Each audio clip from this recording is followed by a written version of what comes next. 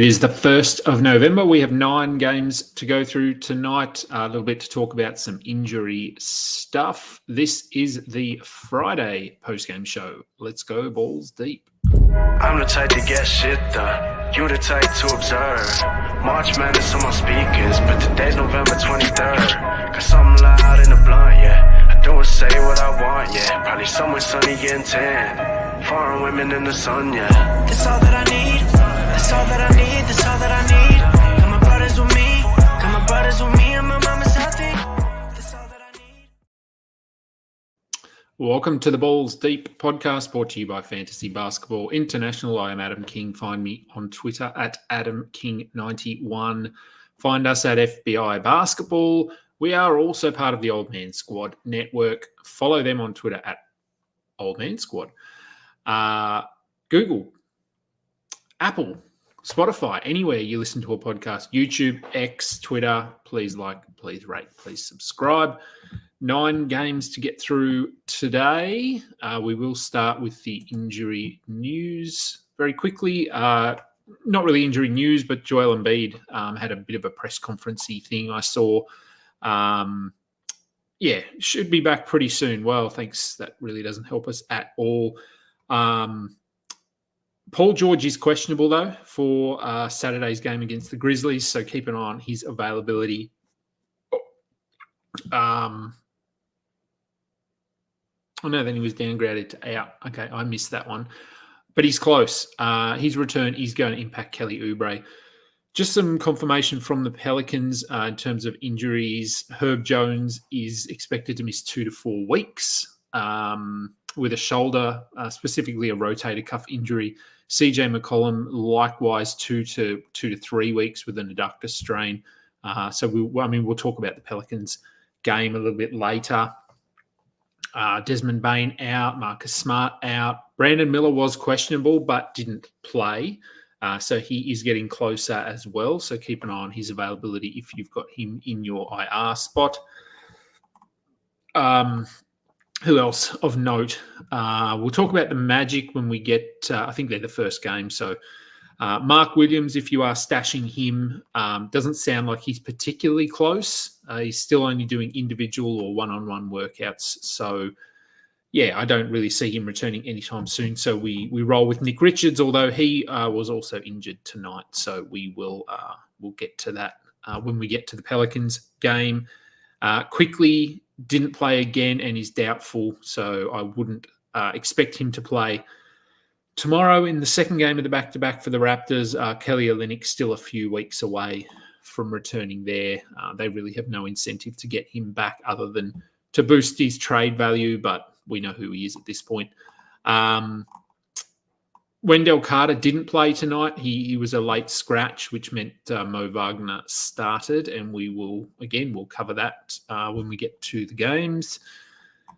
Moving through, we've got Grizzlies updates. Nembhard didn't play. Steph Curry is close, reevaluated Sunday, so he could be back next week.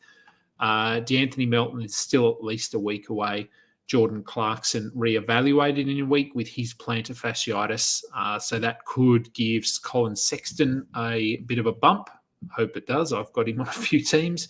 Larry Markkinen is doubtful for tomorrow, and I said, I think, yesterday or day before, there's really no incentive for them to rush him back either.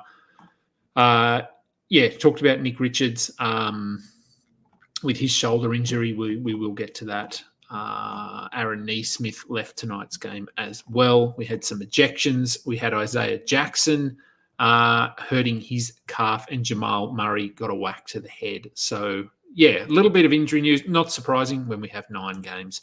Let's get into those right now. Oh, no, we don't want to do that one. Let's do that one. All right, first game of the night. The Magic, the new look Magic, I suppose, up against the Cavaliers. Cavaliers get the win 120-109. This blew out early, but the Magic, to their credit, they kept it relatively close, which was good. Franz Wagner, he's still probably dealing with those lingering effects of the illness that he had. He was okay, though, 17-8-6. He's going to have to do a lot more with no Paolo there. KCP did nothing and will continue to do nothing. We wondered who was going to start. It was Anthony Black. So he in fact did open alongside Jalen Suggs in the backcourt and had 7 points, 6 assists in his 27 and a half minutes. Look, we probably hold him. The minutes are encouraging there. Cleveland, not a particularly good matchup for him. So I think if you streamed him in or picked him up, I'd be holding him. Mo Wagner played also 28 minutes as a starter. He had 14 and 5 with 2 steals. Look, I mean, Carter's injury doesn't sound too serious, but if he is going to miss time, obviously Mo Wagner is a pickup. If Carter returns, I still think Wagner might play 22, 23 minutes off the bench. So I would probably hold him if you streamed him in. Gary Harris, no interest in him at all. Tristan Da Silva, he had 17 points in 20 minutes, but I feel like this bench is just going to be a mishmash of whoever has the hot hand. I don't think they're going to lean into any one player particularly. Jonathan Isaac, though, he was sort of on the radar as a potential pickup with the Paolo injury. He only played 17 minutes. So they're basically refusing to push him any further than they have to. So, yeah, he had 2 steals and a block. That's sort of what he does. But unless he's going to get to 20 minutes, I don't think we need to be rostering him at all. And over to the Cavaliers, they just keep rolling. Despite Jared Allen, who he finally called off. This was coming. He had 2 points, 11 rebounds, a steal and a block. He'll be fine, though. I do think he was probably a bit of a sell high early on, though. We'll see if he gets back to those numbers. Evan Mobley, 14 and 12 with a steal and a block. Also, not his best game, but certainly not his worst. It was the backcourt here, Garland and Donovan Mitchell, who both had strong offensive games, and then they were able to roll out some of their bench guys. Sam Merrill got 20 minutes. Isaac Okoro got 20 or 19. We're not interested in anyone there. And Karis LeVert had 13 and 7 in his 22 minutes. Just an assist streamer, I think. He's just not playing enough to be must roster. On to the next game, the Knicks and the Pistons. This was another one. The Knicks sort of blew this out really early and never relinquished. Ended up winning by 30, 128 to 98. For the Knicks, Karl Anthony Towns was questionable, I think, or probable. He played anyway, and he played 27 minutes. That was all that was needed of him. 21 and 11 with 2 steals and a block. He's rolling along nicely. Josh Hart sort of settling back into where we thought he might be, a back-end double-double with a steal or 2. He had 13 and 9 with 2 steals in his 37 minutes. OG Anunoby, easily his best game of the season, so always good to come up against the Pistons and play yourself into form. He had 21 points, 4 rebounds, 6 assists, 2 steals, and 3 threes. So if you were rostering him, this was a very nice change of pace. Jalen Brunson, who had also been struggling a little bit, he got going here, 36 points, 5 assists, 2 steals, his first defensive contributions of the season. And then looking at the bench, yeah, I mean, McBride, he had his 10 points. The 4 steals probably saved that line for him. He is borderline, and we're not really interested in anyone else there. On to Detroit. Tobias Harris, I don't know. I would have okay. It was fine. 13 and 8, 3 blocks, a steal. Again, those defensive numbers probably salvage a pretty average night. But, I mean, the Pistons were just run off the court here. So 26 minutes for him. Jalen Duren only played 18 minutes, 5 and 7 with a block. He's been pretty underwhelming so far. And I mean, I'm guilty of probably buying into him. And I didn't get him in as many spots. I think I cooled on him slightly as we got closer to drafts, but I still do have him in a couple of teams. And thus far, he's been pretty disappointing. Jaden Ivey, he slowed down as well, 10 points, 2 assists in his 19 minutes, but we're still holding him. And the bench guys got a lot of minutes here because this was such a blowout, but I'm not interested in anyone on that bench. On to the third game, the Celtics and the Hornets. Boston got out big early. Charlotte then made a game of it, came back in the second quarter, stayed close, but Boston pull away late, 124 to 109. Usual guys. We had no Al Horford here. He was given the night off. We expected that he would sit on the first night of a back-to-back. I would keep an eye out tomorrow just in case Drew Holiday is given the night off, in which case Peyton Pritchard, who was he had 5 steals tonight. That's really good, but nothing else. We're not dropping him, but he could move into the starting lineup if Holiday is given the night off tomorrow. But everyone else was good. Brown, Tatum, Derek White. Cornette started for Horford, but it was Nemeas Keita who played much better off the bench. It was basically a minute split here, and Xavier Tillman didn't feature. So I wouldn't say that this is a reflection of what we're going to see when Horford misses time. I think it'll just be whoever has the hot hand or whoever Joe Mazzulla thinks is best in terms of the individual matchup. So I actually think that even when Horford sits, knowing who to stream in is going to be really tough. Maybe it's Cornette and then the other two, but yeah, I would just not bother really unless it's a particularly low volume day, and then maybe you consider it. Over to the Charlotte side of things, better game for Bridges. He had 14 and 7 with a steal. The shooting is still pretty woeful, 5 of 16.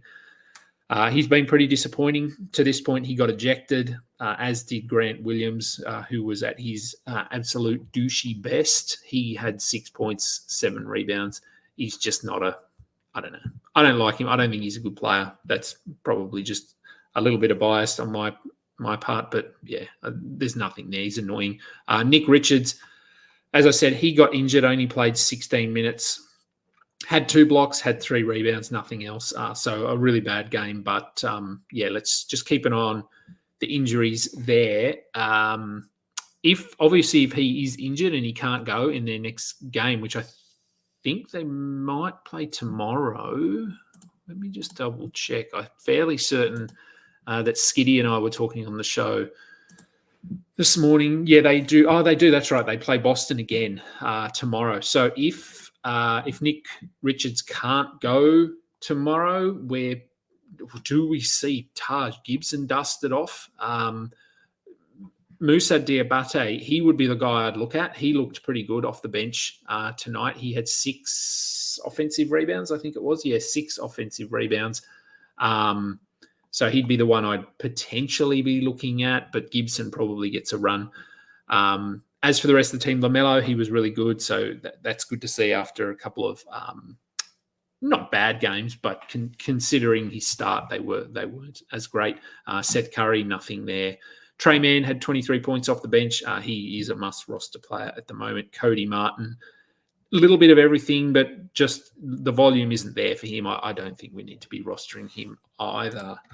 The Kings and the Hawks. The Kings get the win, 123-115. Another game that sort of got away early, and then the Hawks managed to stick with them. DeMar DeRozan had 27, 3 steals, 8 rebounds, 2 assists. He's looking really good, as is De'Aaron Fox, 31 points, only 3 assists, interestingly, but he did have 4 steals, 4 threes. Sabonis, 15, 14, and 6. So just what you're expecting from these guys. Keegan Murray had 14 and 10 with a block. Herder, look, he's starting over Monk still, and they're sort of going back and forth as who do we roster? Is it Herder? Is it Monk? Honestly, it could be neither of them. Monk was slightly better in this one. He had 9 and 6 in 29 minutes, whereas Herder had 10 and 4 in 24 minutes. So I still think I like Monk a little bit more, but yeah, it's tough to know from one night to the next. And Keon Ellis, he had 19 minutes off the bench. He did have 12 points, but no defensive stats. He is not someone I'm prioritizing at the moment. On to the Hawks, who for some reason started Larry Nance at the 4 and then played him 8 minutes. I don't know what they were thinking there. Okongwu only played 19 minutes off the bench. Some weird stuff here in Atlanta. Roddy, who started in the last game, he moved back to the bench here, but ended with a decent line. He had 8 and 8 with 2 steals and a block. I'd still consider him as someone to maybe stream in. Garrison Matthews got hot off the bench, 7 threes, en route to 23 points, 2 steals. He can do this. We've seen him do it before. So if you need threes, give him a look. Risache started and did absolutely nothing in his 20 minutes, but I think we hold him as long as he's going to start. Trae Young, poor shooting continues, but the numbers are there. And Clint Capella started and had 15 and 10, but with no blocks. And Jalen Johnson, we'll talk about him. Look, this is fine, but we're asking for a bit more. He had 14 and 9 assists, 5 rebounds, 2 steals. Free throws are still a bit of an issue. He went 4 of 6 there. So, still not where we want him to be, but hasn't been terrible. The Bulls and the Nets. Bulls and the Nets. So Bulls go down to the Nets 120, 112. The Nets continue to defy the odds and win games, something we didn't think we'd see them doing too much of this season. We'll start with the Bulls, though. Josh Giddey, after his 20, I think he had 20, didn't he, in that last game or something? He had 11, 6, and 8 here with 2 steals, 5 of 17 from the field. So apart from the shooting, everything else is A-OK. Vooch continues his really strong start to the season. He had 28 and 11 with a steal and a block, so he's probably exceeding most of our expectations at the moment. On the other hand, Patrick Williams is not. And although I don't know how high our expectations were to begin with, we don't need to be rostering him. Zach LaVine, a little bit better in this one, 21 points, but not much outside of the scoring. And then Dosunmu, who I've sort of gone backwards and forwards on whether he's a hold. He had 10 points, 7 rebounds, 3 assists in his 27 minutes. This is probably in drop territory. I think he needs closer to 30 to be a solid hold. If you want to give him another game, by all means do. I probably will. But that said, the upside is pretty limited as well. So streaming his spot is certainly an option. For the Nets, Ben Simmons had 8 points, 8 rebounds, 11 assists, 2 blocks. So, it's probably okay. The assists, the rebounds, the defensive stats are good. The points, obviously, we didn't expect a lot. So he goes 4 of 5. So efficient, but really low volume. Dorian Finney-Smith continues to start at center, but there's not a lot there. If you're just looking for a center who gets you some non-center type stats, I guess he's okay. Schroeder predictably cooled down here, 9 points on 4 of 12 shooting, but he still had 7 assists, 7 rebounds, and 3 steals. That sell-high window may be starting to shut. You might still have another game or two if he doesn't keep up that momentum from early in the season. Cam Johnson doing just enough, 14, 6, and 5, and Cam Thomas had 32 points. He just continues on his merry way. Very good start to the season. He's a fun guy to have on your team.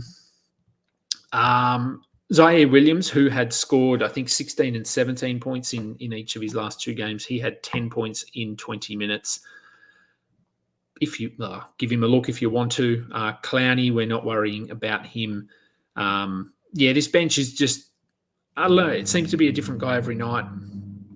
Nick Claxton, 24 minutes, still coming off the bench. I assume they're going to move him back into the starting lineup at some point, but no word on exactly when that is going to happen. On to the next game, the Lakers and the Raptors. The Lakers get the win, 131-125, so plenty of points on offer here for the Lakers. Anthony Davis continues to dominate. He had 38 and 11 with 2 assists, 3 steals, 2 blocks, 10 of 11 from the line, really just doing it all at this point. He did come into the game with a bit of an injury or under an injury cloud, but obviously played through that and looked fine. But just keep an eye on that. We know that the Lakers tend to err on the side of caution, and at least put him on the injury report. So I wouldn't be surprised to see him pop up there again. Hachimura, only 9 points, but still 33 minutes, 3 of 12. If he goes, 6 of 12 here, he probably ends with 16 points, 5 rebounds. So I think he is still a hold.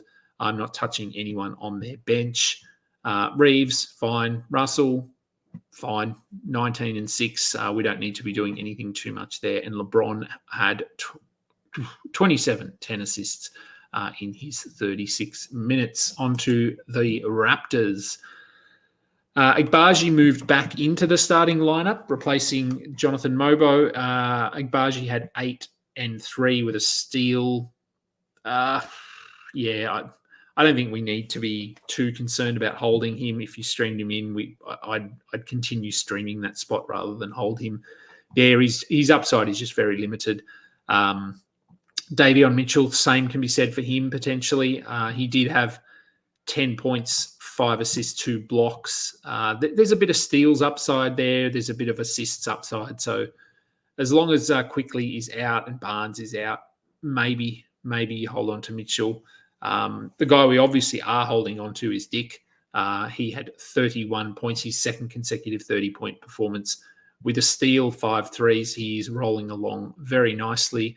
As is RJ Barrett, who had 33 points, 12 assists. So interesting. If you see a double-double from him, you would expect it to be rebounds. But he had 12 assists. Jakob Poeltl had 6. So running a lot of the offense through those two guys. Barrett looks really good. Sell high, probably at the moment, because once Barnes is back and Quickly is back, I'm not saying Barrett's going to be bad, but he's not going to be hitting these numbers, especially in that assists column. Jakob Poeltl, I just mentioned, he had 19 and 12 with 3 blocks, and he's been amazing to start this season, which I don't think any of us saw coming.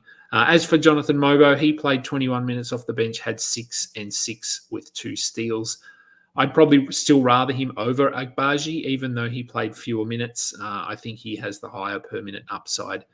And the rest of the guys, not for me. Okay, Pacers and Pelicans. A big win for the Pelicans after their horrendous loss. Was it the night before or the night? I don't know. Whenever they lost their last game, I lose track. They were bad, but they were really good in this one, winning the game 125 to 118. Both teams dealing with injuries. Obviously, we'll start with the Pacers. They had Nembhard was ruled out, and Neesmith only played 10 minutes before he went down with an ankle, I think it was. So yes, a bit of shuffling of the board here in terms of the lineup. Benedict Mathurin moved into the starting lineup. He had 19 points. He's been pretty good the last few games. Like I've said, he is very inconsistent, but hold on to him while he's hot. Siakam, serviceable. Miles Turner, pretty underwhelming here. 30 minutes, only 12 points, 4 rebounds and a block. We would like a lot more. And speaking of underwhelming, Tyrese Halliburton, 11 points, 11 assists are good, but no steals, no blocks, 1 3-pointer, 2 of 8 from the field. I mean, Tyrese Halliburton, I know he's not a high volume scorer by any means, but when you're only attempting 8 shots and TJ McConnell is coming off the bench and attempting 9, it's a little worrying. So, yeah, I still don't think we're in panic stations yet when it comes to Halliburton, but it's certainly not where we want him to be. But there's nothing you can do. You just have to hold him because if you try to trade him, you're getting pennies on the dollar really for him. So just hold him and hope that he can turn things around. He was also a team worst -19 along with Miles Turner. Ben Shepherd had 20 points off the bench with Neesmith going down. So if Neesmith and Nembhard miss the next game, he could be someone to look at for points and threes. Isaiah Jackson only lasted 16 minutes before he left. So if he misses time, we're probably looking at a bit more Obi Toppin. TJ McConnell played 22 minutes with no Nembhard there. He had 10 and 9 with a steal. He's a very good streamer. We know exactly what he can do, even in limited minutes. So, I'd give him a look if you need assists and steals. Over to the Pelicans. There we go. Over to the Pelicans. Eve Missy moved into the starting lineup. Daniel Tice was healthy, but only played 13 minutes. Missy played 26. Now, the numbers aren't great. He had 4 points, 10 rebounds, and a block. But if he's going to hit 25 minutes a night, 26, then I think he probably needs to be added. Jordan Hawkins had a locker room trip here, but he finished the game and ended with 23 points. He's points and threes, and we're holding him at least for the next few weeks because, as I said earlier, we've got some updates, and those guys are going to be out for 2 to 4 weeks. Same goes for Jose Alvarado, who had 12 points, 7 assists, 6 rebounds, 2 steals. So both of those guards have to be rostered. Trey Murphy's probably going to be the first guy to come back here, which is a pretty weird situation. Brandon Ingram, another really good game. Zion, thank God, he got going here offensively, 14 of 20 from the field. Only 5 of 8 from the line, but you can take that when he gives you 34 points, 10 assists, 6 rebounds, 2 steals. So hopefully this is the start of many more fruitful performances from Zion. Looking at the bench, as I said, Tice 13 minutes, nothing there. Javonte Green, he gets defensive stuff. If you're pretty desperate, he's someone to consider. And Brandon Boston, someone that I've liked for a couple of years. He's just never been able to crack a rotation. He had 14 points with 2 steals, 2 rebounds, 2 assists, and 2 threes in his 23 minutes. He did get a few extra minutes when Hawkins went off, but if Boston is going to be given upwards of 20 minutes a night, deeper leagues, I would certainly give him a look because I do think he is a pretty good player. Getting to the end here, Denver and Minnesota. This was probably the game of the night, to be fair. We had we'll start with Christian Brown, who had a highlight dunk over Rudy Gobert, and Gobert took offense to that. And he did come out after the game and sort of tried to calm the waters a little bit. But yeah, he didn't like being dunked on. Christian Brown let him know about it. He ended with 14.7 rebounds, 2 assists in his 36 minutes. So not his best line, but still a must-roster player. Jamal Murray, 22 minutes. He left with a concussion. So we saw a bit more of Russell Westbrook here, unfortunately, for the Nuggets and for fantasy managers and whoever's watching. Westbrook, he had 6 rebounds, 5 assists, 2 steals and a block, but 5 points on 1 of 8 shooting. His offensive downfall is pretty spectacular the last couple of years. I know, obviously, he's older, but he's just terrible offensively. He had that one game, the last one, I think, when he somehow went 10 of 10 from the line and had 22 points, but most nights it's not pretty. Jokic, very good. Gordon, very good. Porter, very good. So everyone did their job here. If Murray misses time, they might move Westbrook into the starting lineup. They probably don't want to. So it might be that we get a bit more Julian Strawther, maybe some more Peyton Watson. They shuffle guys around a bit more. It's not like I know Jamal Murray's the point guard, but they don't necessarily need a traditional point guard in there because they have Jokic. So it could be Strawther who actually steps into a larger role there. Westbrook, I think we'll see more minutes, but I don't think he'll start if they can avoid it. On to the Timberwolves. Julius Randle continues to play well for his new team, 23 points, 7 assists, 6 rebounds. Just keep rolling with him. Jaden McDaniels he was fine. A typical sort of McDaniels game, 10 points, 0 rebounds somehow. Surely I could even get 1 rebound. 2 blocks, 1 steal. So he's sort of a defensive guy.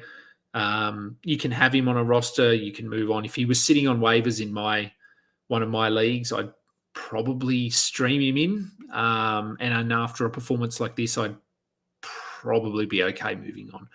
Gobert, I said he did get dunked on, but he had a really good fantasy line, 17 and 14 with 2 blocks and a steal. Anthony Edwards had 29, 4 and 4 with a steal and a block. Mike Conley and Dante DiVincenzo continue to share that point guard role. Neither were great in this one. Both should be rostered, but they're basically capping each other at this point. Nickeil Alexander-Walker is just a 3-point streamer, but you got 3 steals if you did stream him in tonight. And Naz Reid, we know he is points and rebounds with some defense, and the 3 blocks, very nice if you are holding him. And on to the last game. Oh, Mark, what's up, King? What's up, Mark? Thanks for watching along. The last game, OKC and Portland. Portland, look, credit, they kept it close until halftime, and then Oklahoma City figured out that they don't want overtime. We don't want a close game, so we want to get out of Portland. Let's wrap this thing up, and they did. Jalen Williams, probably his best game of the year, 22 points on good shooting, 8 of 12 and 4 of 6 from 3. He had 5 rebounds, 4 assists, 4 steals, so hopefully rounding into some nice form here. Chet Holmgren, some early foul trouble, only 18 minutes. Against Portland, he probably just didn't care, to be honest. 6 points, 5 blocks. So, yeah, still, I mean, the 5 blocks are great. The steal's great. So, we accept it, move on. Isaiah Joe moved back into the starting lineup, replacing Case and Wallace. It appears they're just going to go with whoever they think is best for the individual matchup. So it's Joe, it's Wallace. I think Wiggins has had a start. Dieng is playing all right minutes. So I think it's just a mix of all of those guys. I think Case and Wallace is probably the safest just because he has some nice defensive floor. But yeah, and look, Lou Dort, 4 steals and 2 blocks. So if you held him, that's great, but he only had 8 points. So I wouldn't be relying on 6 defensive stats every night. But if you want to continue to hold him, by all means, go ahead. Caruso, though, on the other hand, I think it might be time. Maybe we give him one more game, but 17 minutes. And if he's not getting steals and blocks, which he didn't get any here, he has no value at all. So I think we need to move on from him. It just doesn't look like he's going to play more than 22 minutes at this point. So I think given you're only really holding onto him for steals and blocks, you're probably better off streaming his position. Case and Wallace is probably there. You can get a Chris Dunn. There's other people around, and I think they can fill that void. So Caruso might be on the waiver in a lot of leagues after tonight. And then on to Portland. Tamani Kamara started again, had 13 points, 2 steals, 3 threes in his 24 minutes. He's doing enough. So just hold him if you've got him, or add him if he is available. He does a little bit across the board. DeAndre Ayton was fine, very unexciting. Jeremy Grant has cooled off, unsurprisingly, after he had that really hot streak, both offensively and defensively. He still had 17 points here, but he had a block and nothing else. So that's the Jeremy Grant we know and love. Denny Avdia, 11 points, 4 assists, 3 rebounds, and a steal. Again, doing just enough. The points are a little bit underwhelming. Anthony Simons suffered an injury. I don't think it's been officially reported. Oh, it has. No, so he's questionable for tomorrow's game against the Suns with an arm issue. He looked in a bit of pain. So we'll see. And I mean, we know that the Blazers, again, they don't need him there. They don't want to win. If Scoot Henderson is available, I would go and pick him up. He only had 8 points, 5 assists in this one in his 25 minutes. But if Simons is out, Henderson, I would say, will move straight in. So this could be one of those situations where it is a one-for-one replacement. Go and grab Scoot Henderson, and then the other guys on the Portland bench, we're not really worrying too much about. Even Donovan Clingan, who has had his moments, he only had 7 rebounds and a block in his 13 minutes. He's just not playing enough. And Delano Banton, remember him? He had 11 points in 9 minutes. I don't know. Look, maybe if Simons is out, Banton can go on a little heater like he did to end last season. He was a pretty big difference maker. I don't think they want to, because they would be pumping more minutes into him. But who knows? I don't know. It's Portland. They do some weird things. So we will see that. Well, I'm pretty sure that's all the games. Yeah, that is all the games. All 9 of them. So as I said, we had some big ones. We had some good performances. If we look at the, best players for the day, let me bring those up. I'm just using the Basketball Monster numbers here again. No, I don't want past games. I want just for the day. Anthony Davis, no surprise, he had the best line of the night. Vooch, who I said has really been overachieving, was second best. Jokic, Jalen Williams, Aaron Gordon. Jalen Suggs, didn't really talk too much about him because we were focusing on those other Orlando guys, but he's been amazing, and he's probably favourite for most improved player at the moment. Still a long way to go, but he's looked incredible the last week. He had 28 points, 8 rebounds, 7 assists, 3 steals, and a block. We know he can get the defensive stuff. We know he can get some assists, but the shooting looks much better. He's getting to the basket. Without Paolo there, he's going to need to do a lot more offensively. So this is a really good start for him. Jakob Poeltl, I said he was very good tonight as well.